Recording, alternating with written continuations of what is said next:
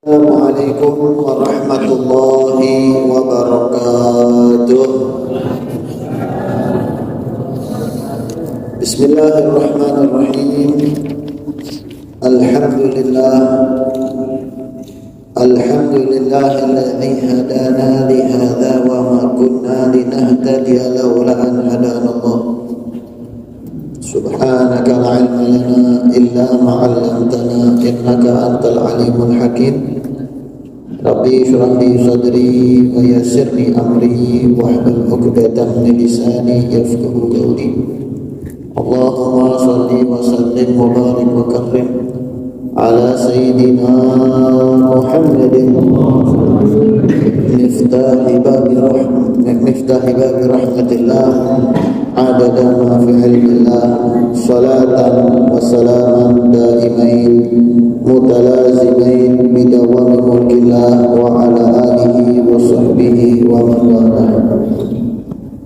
Alhamdulillah, pada malam hari ini kita dikumpulkan oleh Allah Subhanahu wa taala dalam mengumpulkan kewajiban kita, yaitu menuntut ilmu di jalan Allah Subhanahu wa taala. Mudah-mudahan ilmu yang kita tuntut pada malam hari ini selalu diberikan keberkahan dari Allah Subhanahu wa taala. Mudah-mudahan tidaklah kita bangun dari tempat ini terkecuali Allah sudah ampunkan semua dosa-dosa kita, Allah panjangkan umur kita, Allah sehatkan badan kita, Allah angkat derajat kita, Allah luaskan rezeki kita di dalam taat kepada Allah Subhanahu wa taala. Amin ya rabbal alamin. Yang pertama-tama saya hormati di sini para dewan guru, para asatidz, para orang tua, para sesepuh, dan para hadirin hadirat yang dirahmati oleh Allah Subhanahu wa taala. Alhamdulillah, kita membahas sekarang yang pertama kitab Akhlaq lil Banin karangan Syekh Umar bin Ahmad Darajat radhiyallahu anhu. Kemarin sampai di pembahasan tentang kisah Nabi Ibrahim alaihissalam dan anaknya Nabi Ismail alaihissalam. Sekarang di dalam pembahasan yang kedua daripada kisah yang nyata, dikatakan di sini halaman 24 ya. Kana Sayyiduna Ali Zainul Abidin radhiyallahu anhu katsiral birri bi ummihi hatta qala lahu ba'du ashabihi anta abarrun nasi bi ummik wa limadha ma naraka tahkulu ma'aha faqala na'am li'annani akhafu an tasbiqa yadi ila ta'amin qad sabaqa ilayhi aynaha wa azamat ala tanawulihi fa akuna qad agabtuha. Ini kisah sangat luar biasa dari Sayyidina Ali Zainal Abidin radhiyallahu anhu. Beliau adalah seseorang yang ahli ibadah. Namanya sudah Zainul Abidin. Bagus daripada orang-orang yang ahli ibadah. Dia bagus ibadah. Ya. Orang yang sangat Masya Allah, bukan hanya ibadah kepada Allah, bukan hanya taat kepada Allah, bukan hanya taat kepada Rasulullah, tapi pun taat kepada ibunya.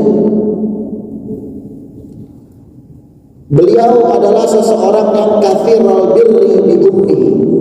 Banyak banget baktinya sama ibu. Banyak banget baktinya sama ibu.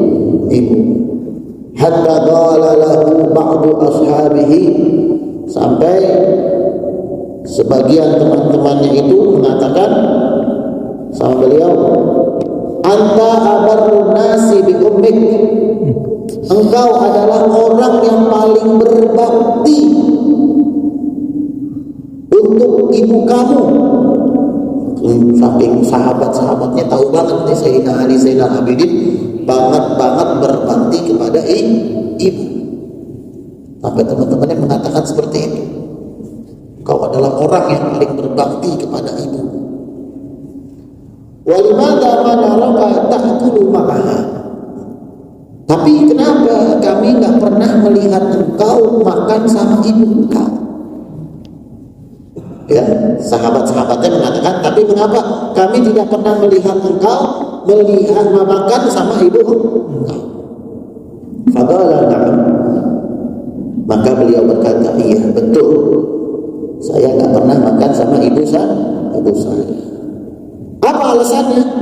Ini dijelasin. Li'annani akhafu an tasbiqa yadi ila ta'amin.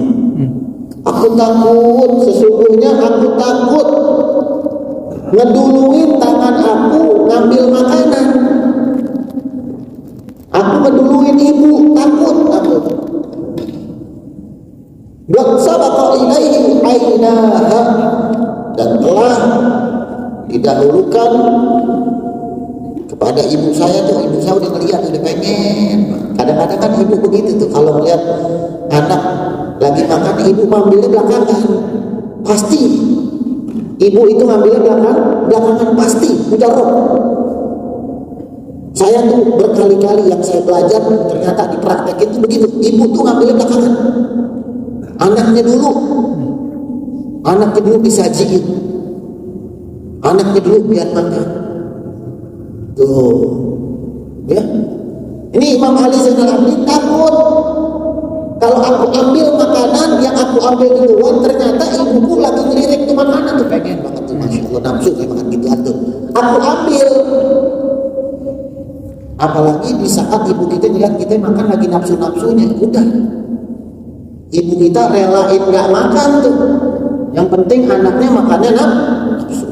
Tuh, subhanallah. Sampai segitunya tuh akhlak daripada orang-orang soleh. Akhlaknya baginda Nabi Muhammad sallallahu alaihi wasallam. Takut ya. Wa azamat ala tanawulihi. Ibu aku pengen ngambil, cuman gara-gara lihat fa aku Tuhan. Kalau aku ngelakuin kayak begini kan, aku telah durhaka kepada kedua orang tua, pada ibuku aku durhaka. Masya Allah. Ya, coba kita bayangin. Ya. Begitu dahsyat akhlak. Ya, begitu dahsyat orang-orang soleh perhatikan sampai kayak begitu. Memang itu ada. Berat. Ngejalaninnya berat. Ada. Ibu kita kalau melihat kita nggak makan, sedih ibu kita. Dibikinin sama ibu kita, nafsunya apaan? Sayang ibu kita. Kalau memang toh bareng-bareng makannya disuruh dipaksa dimakan bareng-bareng sama keluarga, itu pun ada akhlaknya, ada adabnya. Jangan pernah kalian memulai kecuali orang tua kalian sudah menyuap makanannya. Ingat tuh, jangankan sama orang tua, makan di nampan lagi acara maulid, ada orang yang lebih tua, jangan pernah kita serobot, nggak boleh. Tanyain dulu, ayo bapak dulu yang lebih tua, gitu. Mau siapapun dia, bukan berarti tua, dia bukan ustaz, nggak ada. Yang lebih tua tetap didahulukan. Kita kalau di Hadramut tuh, masya Allah, tolabah tuh santri-santri kalau makan di tempat diundang sama orang tuh barengan sama orang kampung tuh, itu nggak ada berani kalau ada orang tuanya gitu. Ayo tafadhol, silakan. Akbar Husin, kita ngomong tuh gitu, Akbar Husin yang paling tua dulu, gitu. Masya Allah alik, dibilang daripada itu Masya Allah alik, baru makan. Beliau makan, baru kita makan. Itu sama orang lain, orang yang lebih tua, apalagi sama orang tua kita. Tuh, akhlak dan adab yang lebih tua dulu. Karena kata Nabi Muhammad SAW, laisa minna man lam yarham saghirana wa yu'aggir kabirana. Kata Nabi, bukan dari golonganku kalau ada orang yang tidak sayang sama anak kecil dan durhaka sama orang yang lebih tua, songong sama orang yang lebih tua, bukan dari golongan Nabi Muhammad SAW. Hati-hati, ya. Kita kalau makan bareng-bareng orang tua, lihat dulu, siapin kalau bisa, sendokin mak kita, bapak kita nyendokin, ya. Mau kita ustad ke, mau kita anak pengajian ke, ya, sendokin, jangan pakai gengsi, sendokin orang tua. Orang kalau berilmu itu mengamalkan daripada ilmunya, itu baru orang berilmu. Ya. Kalau orang berilmu nggak mengamalkan ilmunya, ya belum berilmu berarti namanya. Nggak pakai gengsi, wah, gua ustaz, wah, gua habib, oh masa dia duluan, nggak begitu. Siapapun, karena itu hadis Nabi Muhammad SAW. Ya, perhatikan tuh. Ayo, begitu akhlaknya, begitu adabnya. Makan sama orang tua, sendokin. Ayo, Umi mau nafsu apa? Umi mau makan apa? Abang mau makan apa? Ya, nafsunya apa? Sendokin. Tuh, baru orang tua Umi makan, baru kita makan. Orang tua saya makan. Abang dulu, Umi dulu makan. Tuh, baru mereka pada makan, masuk ke mulutnya mereka, baru kita ngambil makan. Ya, kalau kita kan kagak tembok-tembok. Masya Allah, buka tutup saji makanan, tahu tanyain mak udah makan apa belum, masak yang masak emak capek, panas-panasan, tuh kena minyak kita nggak tahu tangannya, ya kena api kompor panas mukanya, ya kadang-kadang kita makan dulu, sebelum makan tanyain dulu, ngomong-ngomong Umi udah makan belum ya? Udah, udah makan, ya udah kan, saya makan ya, gitu. Begitu tawarin dulu orang tua.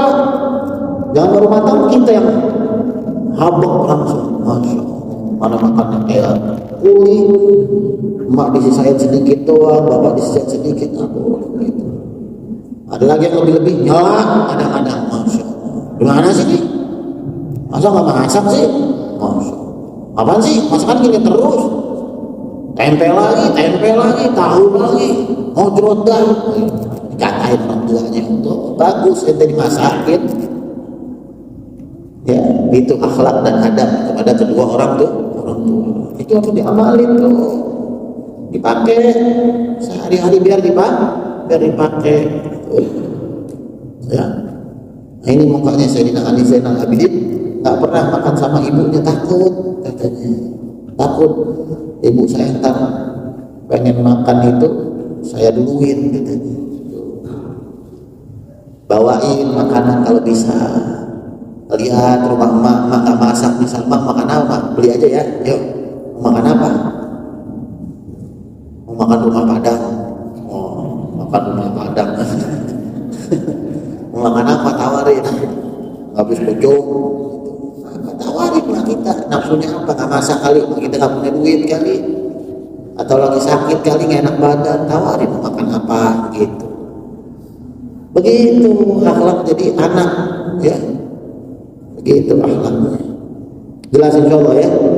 Karena diamalin nih ya. Kita lihat adab-adab orang-orang solehnya luar biasa. Dulu ada saudara namanya Habib Abdullah bin Husain bin Tahir sama Habib Tahir bin Husain bin Tahir. Ini adik kakak. Adik kakak. Itu adiknya kalau lagi jalan sama kakaknya ngaji bareng gitu ya, ngaji bareng kemana acara gitu mungkin, itu nggak pernah mendahuluin kakaknya.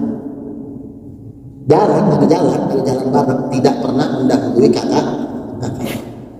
Jangankan mendahului kakak, bayangan kakaknya nggak mau diinjak sebenarnya. Bayangan kakaknya dia nggak berani injak. Bayangin itu ta'adduban, benar-benar berakhlak, beradab. Orang soleh itu begitu. Ya, dulu ada anak soleh, perhatiin emak bapaknya terus. Ya, dia berbakti sama emak bapaknya terus, masya Allah. Sampai-sampai dulu ada satu bapaknya minta bikinin susu. Akhirnya dibikinin sama anaknya. Pas lagi dibikinin susu, abahnya kecapean, ketiduran. Anaknya datang, bapaknya udah tidur. Bapaknya udah tidur. Itu anaknya diri nungguin bapaknya bangun. Anaknya diri nungguin bapaknya sampai bangun. Apa kata dia? Anak belum pernah anak belum sempurna menjalankan kewajiban anak. Karena bapaknya di saat minta mungkin ada lama kali bikinnya, padahal nggak lama. Orang bikin susu biasa. Cuma kata dia, anak kelamaan kali bikin susunya. Ini ubah buat anak, ganjaran buat anak. Ditungguin diri sampai bapaknya bangun subuh. Subhanallah. Ada kita begitu? Saya sujud sama dia. Masya Allah. Bayangin coba tuh. Bakti sama orang tuh, orang-orang soleh, begitu akhlaknya, begitu adabnya. Tuh, ya. Wah, kata. Jadi jangan sampai kita nggak ngamalin ya, kita belajar, kita amalin. Ya. Kita lanjut ke kitab Ad-Durusul Fiqhiyah karangan Imam Al-Habib Abdurrahman bin Segaf As-Segaf radhiyallahu anhu ila anqal. Kemarin paham tentang ayat mustakmal insyaallah ya. Paham insyaallah ya. Sebelum Anda mulai pelajaran ya. Nuntut ilmu ini, syarat orang nuntut ilmu itu ada 3. Syarat orang nuntut ilmu ada 3. Yang pertama, hifdzan, dihafal sama dia biar dihafal. Ilmu nih dia lagi belajar tuh ya, ilmunya biar dihafal. Yang kedua, tafahuman, biar faham. Ilmu yang diajarin sama gurunya biar faham.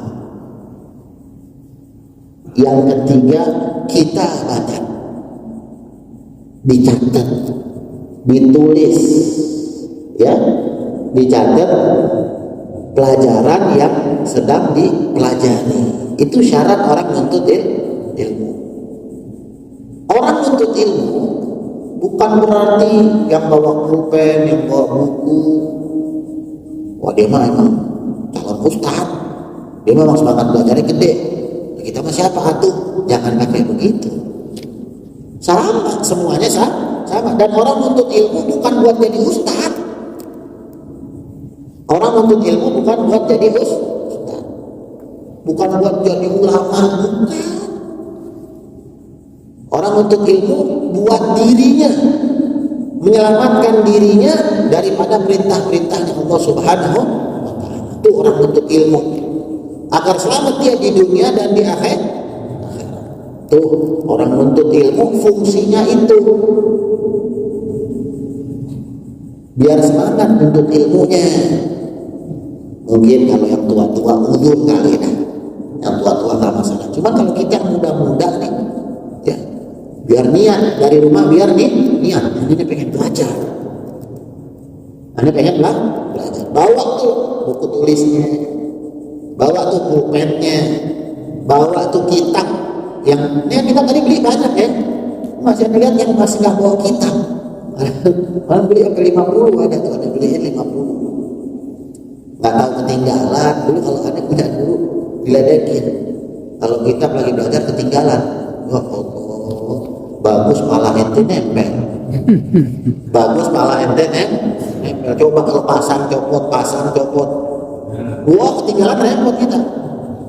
Bayangin coba tuh. Guru aneh tuh bahasanya tuh bagus pala ente nempel. Mungkin kalau ente pasang copot ente lupa naruh pala ente di mana, nyariin bayangin. Nauzubillah min.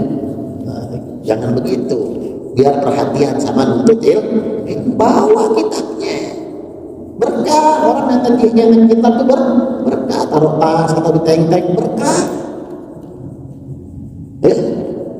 Allah kasih keberkahan ya atas orang-orang yang punya niat solehah, punya niat baik. Itu Allah kasih keberkahan.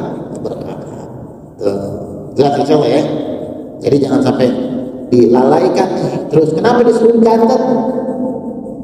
Yang pertama hifdzan dihafalin, kedua tafahuman, ya, biar paham. Guru ngajarin murid biar faham. Jangan bercanda lagi ngaji, jangan ngobrol. Zikir, selawat bagus kan? Bagus kan? Zikir subhanallah walhamdulillah wala ilaha illallah kan bagus. Selawat bagus kan? Bagus. Makruh.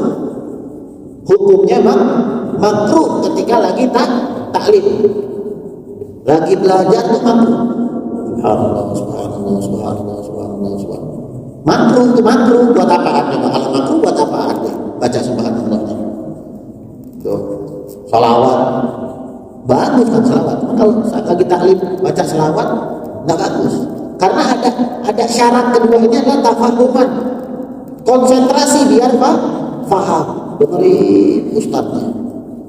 Dengerin ya biar paham. Ilmu fikih kan berkaitan dengan fahmi.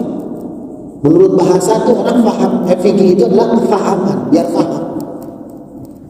Makanya kata Nabi sallallahu alaihi wasallam, tafaqahu fid din. Man yuridillahu bihi khairan tafaqahu fid din. Barang siapa yang Allah inginkan kebaikan atas seseorang, maka Allah akan berikan kefahaman dalam ilmu agama. Biar paham, biar jelas. Nggak tahu, tanya. Ntar kelar pengajian tuh tanya, Ustaz minta maaf, Habib minta maaf, mau nanya dong, gitu. Tanya, yang tadi dijelasin nggak paham kan? Tanya.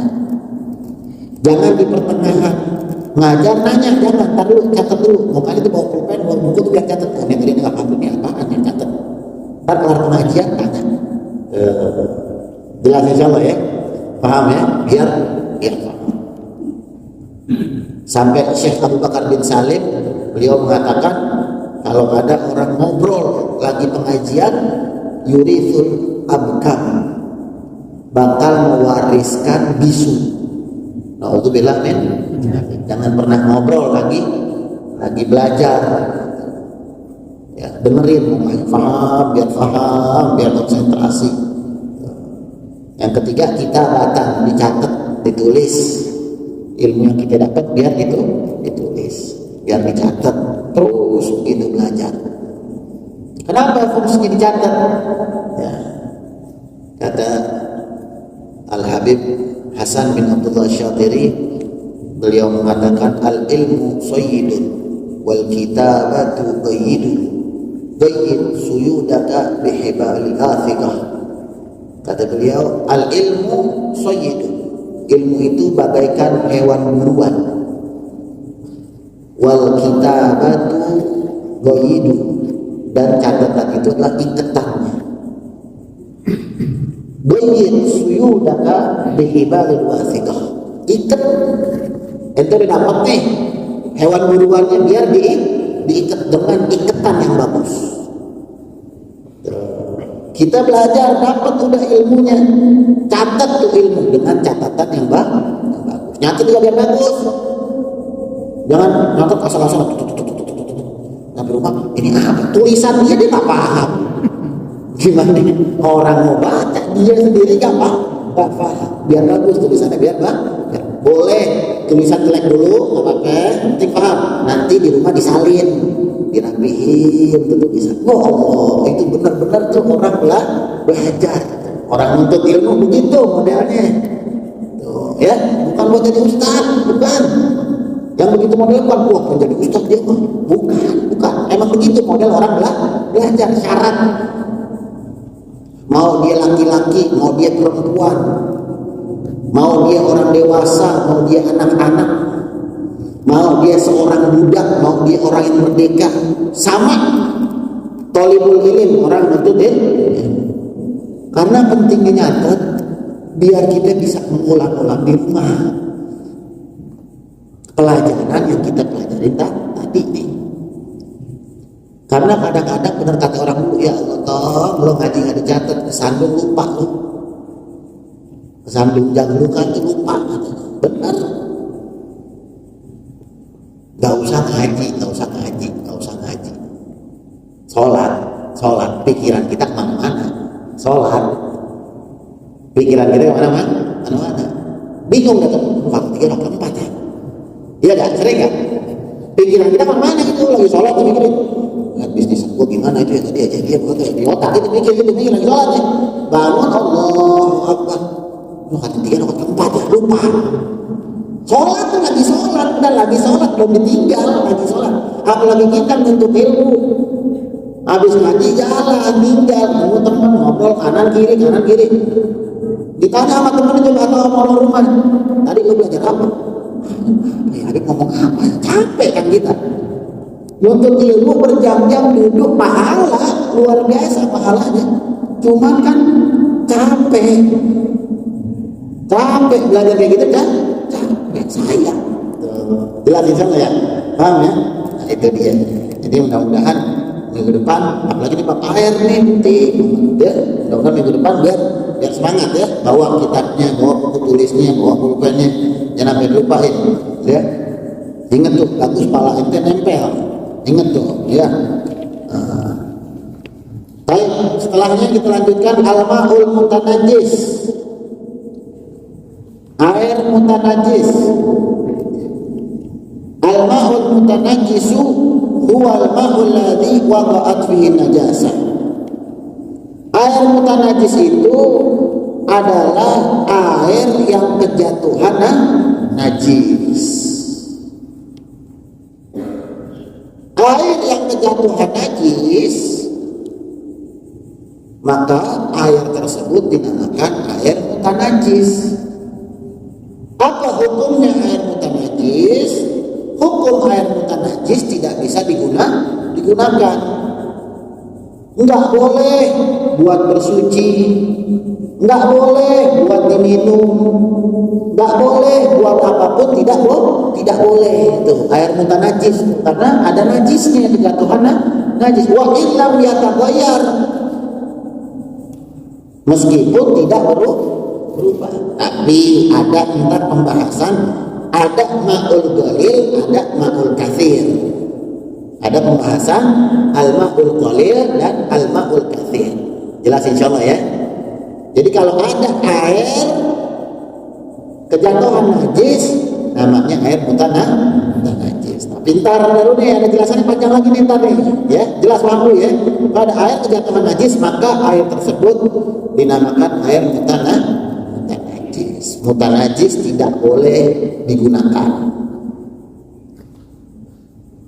Waqa'at fihi najasah, yang terjatuh najis, di dalamnya ada najis.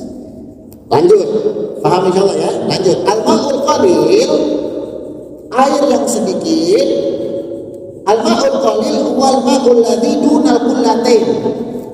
Air yang sedikit itu adalah air yang kurang dari 2 kula. Kemarin kita udah bahas.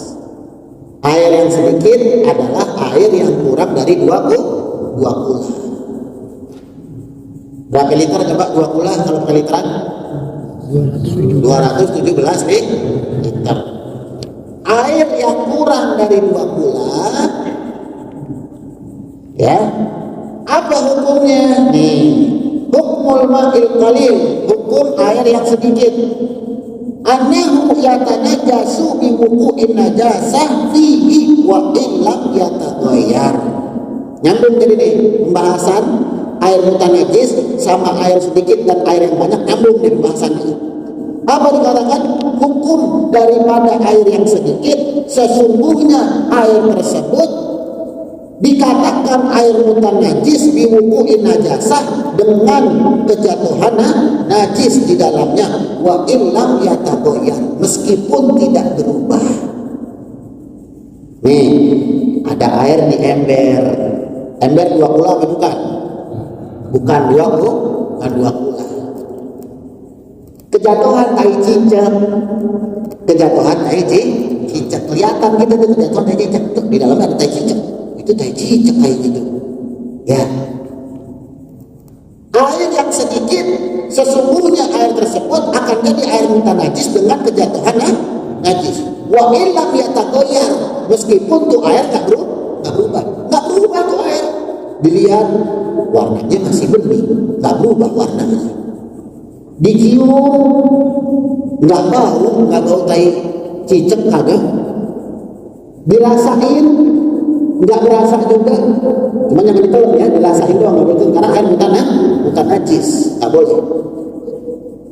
Nggak ada yang berubah, tapi karena airnya air yang sedikit, maka air tersebut dinamakan air bukan najis. Nggak bisa digunain, itu harus dibuang, untuk air harus dibuang, bersihin lagi tuh ember tuh udah air bersihin, kucurin sama air aja gitu.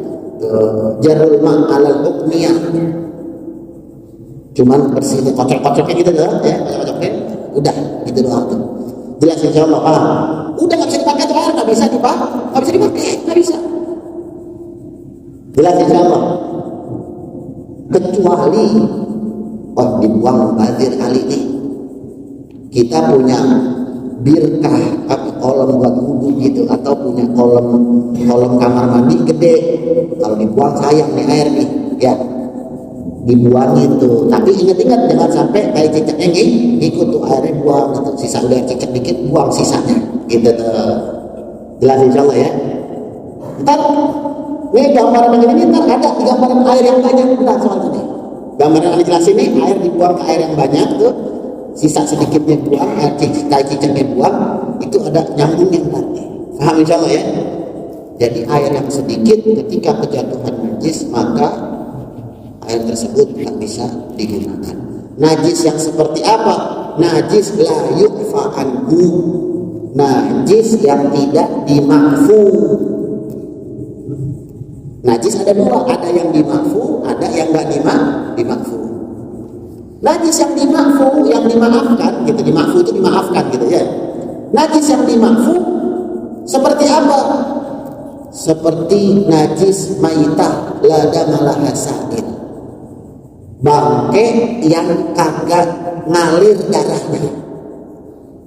Bangke kalau dibunuh nggak ngalir darahnya. Seperti apa? Nyamuk,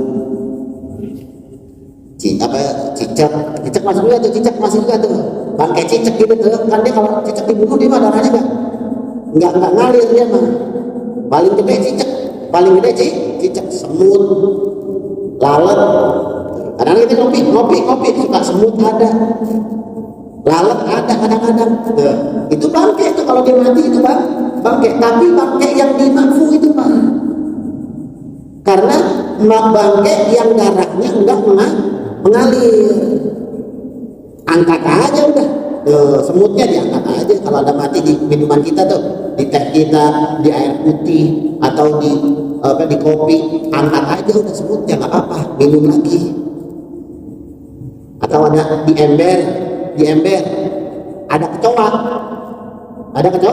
mati itu di atas ember itu di air, angkat aja kecoanya, karena kecoa kan nggak ada darahnya, darahnya nggak ngalir gitu. Jelas semua. Itu namanya najis yang dimakfu. Kalau gitu nggak apa-apa, gunain tuh air, nggak masalah. Sama najis yang lam yudrikat taraf, yang tidak terlihat pakai mata. Kemarin udah jelasin, kayak misal kita kencing, cipratan air kencing kita nyemplung ke air di ember gitu tuh. Tapi kita benar-benar nggak lihat, nggak tahu, nggak lihat, nyemplung, nggak tahu, nggak apa ya, terusin. Yang pernah bilang, ilok kita bawa mikroskop, iya ngeliatin air kencing yang mental gitu, kagak, iya, kagak, ya, jelas insyaallah ya. Tapi kalau kita ngelihat, nyemplung gitu, kena muncratan gitu, air kencing tuh kena ke air, ngelihat kita kan air tahu muncrat gitu tuh, dia tuh apa jentik gitu tuh, gitu tuh. Nah, kita ngelihat, ya kena air kencing, udah itu mah nggak bisa dimakfu, udah karena kelihatan. Jelas insyaallah ya, paham ya. Nah ini buat ibu-ibu penting nih, bu, ada kan ibu ya, nyuci popok, nyuci baju anak yang bekas ngompol, tuh ya, embernya biar dipisah bu. Kalau ompol anak ya, atau spray diompolin anak tuh kan najis tuh ya, air kencing najis. Ntar nyucinya embernya biar dipisahin. Jangan satu ember, ompok di situ, celana di situ, baju suami di situ, sarung di situ. Itu air, kan air di ember. Misal baknya segede apa sih bak? Air yang gede itu, bak yang gede gitu kan? Ya diisi air, kan nggak pula ya. Ketika kejatuhan di air popok yang ada najisnya, yang ada kencingnya, jatuh tuh dimasukin ke ember, maka air tersebut jadi najis. Kalau baju suami dicemplungin, tadi nggak apa-apa nih, baju kita nggak ada najis nih, dicemplungin ke situ, jadi najis. Muanya jadi najis. Tuh, Bu, jelas Bu ya? Biar dipisah. Kalau nyuci gituan biar lebih bisa. Nantar nguceknya nggak apa-apa di situ. Tapi ntar ngebilasinnya pakai air yang bersih.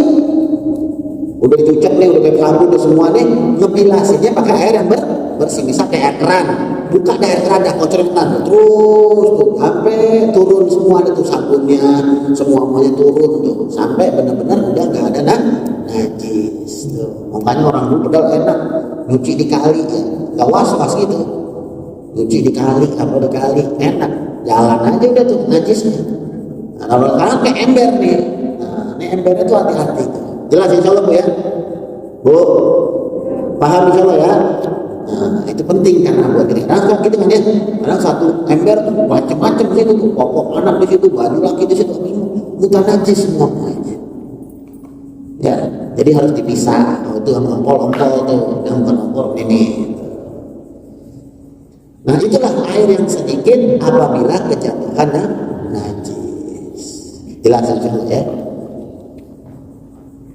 Nah, al-ma'ul katsir beda hukumnya dengan air yang banyak nih. Balik. Al-ma'ul katsir, air yang banyak itu al-ma'ul ladzi balagha qullatayn fa aktsar. Air yang sampai 2 kula dan lebih gitu. Lebih dari 2 kula gitu aja namanya air banyak. Lebih dari 2 kula. Hukmul ma'ul katsir. Hukmul ma'il katsir, hukum air yang banyak, annahu la yatanajjasu bi wuqu'in najasa fihi. Hukumnya dia tidak jadi air mutanajis dengan kejatuhan najis. Air banyak deh, lebih dari 2 bulan. Kejatuhan tai cicak lagi dah, misalnya dah kejatuhan tai cicak di bak kita nih, bak padi nih gede nih. Pas kita lihat di bawah ada tai cicak, ada tai cicak tuh. La yatanajjasu. Enggak jadi mutanajis. Kenapa? Karena airnya banyak. Tuh. Jelas insyaallah ya. Karena airnya banyak. Illa terkecuali idza taghayyara ta'muhu aw launuhu aw rihuhu bisababiha. Kecuali air yang banyak tersebut kejatuhan najis, air tersebut berubah rasanya. Pasti rasanya, wah berubah nih, bau tai cicak. Aulaunuhu, wah kok berubah warnanya gara-gara tai cicak. Aurihuhu, berubah baunya gara-gara tai cicak. Gimana hukumnya? Mutanajis tuh, air yang banyak mutanajis. Jelas insyaallah ya. Jadi air yang banyak kalau kejatuhan najis dia enggak mutanajis airnya. Boleh terus pakai selagi ingat.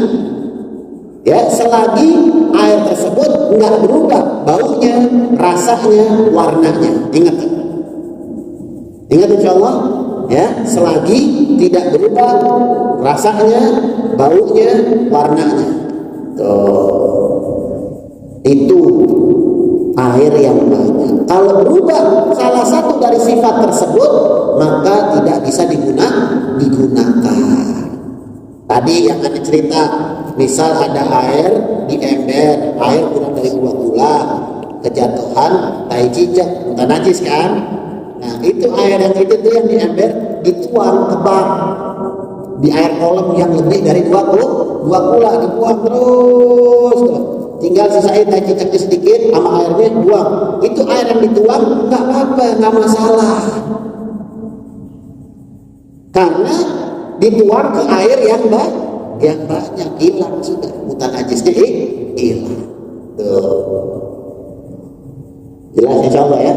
Paham nggak insya Allah? Paham ya? Itu tuh air yang banyak. Air yang banyak seperti itu hukumnya. Ada bangkai curut misalnya, bangkai curut nyemplung di air yang banyak, curut tuh mati di bawah. Kan biasanya bangkai curutnya ada bau nih, ya bangkai curut ada bau. Pas dicium, wah bau udah nih air, kecium itu, bau airnya kecium bau bangkai, maka air tersebut jadi mutan najis. Gimana caranya? Ada jalan keluarnya. Ambil tuh bangkainya, buang, ya. Itu air diamin dulu, coba 2 hari. Didiamin 2 hari.